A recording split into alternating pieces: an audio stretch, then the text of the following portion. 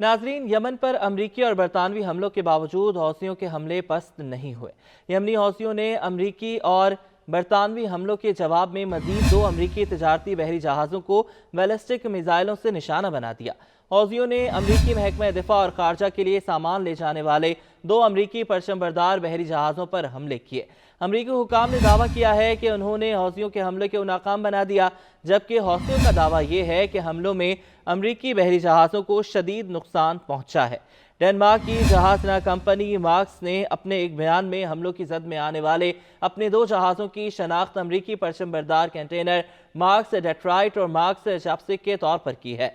Marks की जानिब से जारी बयान में कहा गया है कि हमलों के वक्त अमरीकी बहरिया इन बहरी जहाज़ों के साथ थी। मार्क्स ने ये कहा है कि रास्ते पर सफ़र के दौरान दोनों जहाज़ों के करीब होने वाले धमाकों की इत्तला दी और ये भी बताया कि हिफाजत के लिए साथ चलने वाली अमरीकी बहरिया ने इन हमलों को रोका। मार्क्स ने कहा है कि दोनों बहरी जहाज़, उनका अमला और जहाज़ों पर मौजूद सामान महफूज रहा।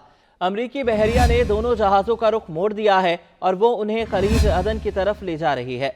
मार्क्स की जानिब से दोनों बहरी जहाज़ों में अमरीका के महकमा दिफा और खारजा समेत दीगर सरकारी एजेंसियों का सामान भी जा रहा था, जिसकी वजह से उन्हें आबनाए से गुजरने के लिए अमरीकी बहरिया का तहफ़्फ़ुज़ फराहम किया गया था।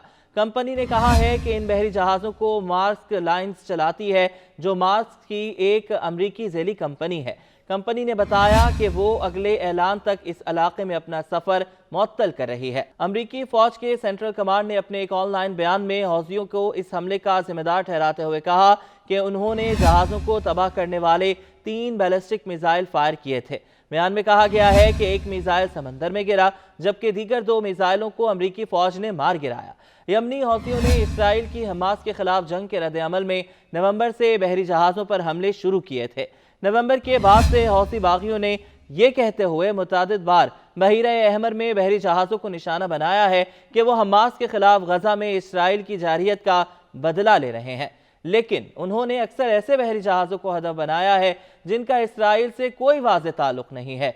हौसियों के हमले से आलमी तिजारत की इस अहम बहरी गुजरगाह में जहाज़रानी के लिए खतरात पैदा हो गए हैं। अमरीका और बरतानिया ने हौसियों के इस हमले में इस्तेमाल होने वाले मुश्तबा मिसाइलों के ज़ख़ीरों और लॉन्चिंग साइट्स को हदफ बनाते हुए फ़ज़ाई हमले शुरू किए हैं।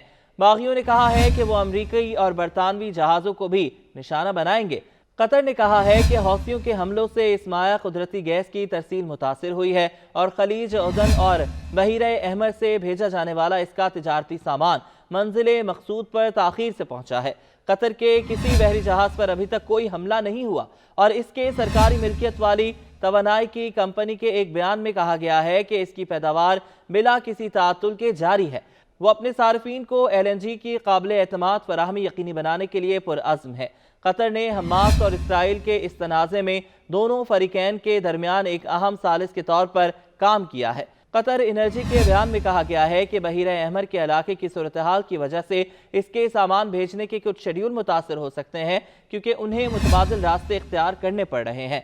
बयान से ये जाहिर होता है कि कतर एनर्जी के कार्गो अब अफ्रीका के कैप ऑफ गुड होप के गिर्द सफ़र कर रहे हैं, जिससे मुमकिना तौर पर बहरी जहाज़ों के सफ़र के वक्त का इजाफा हो सकता है।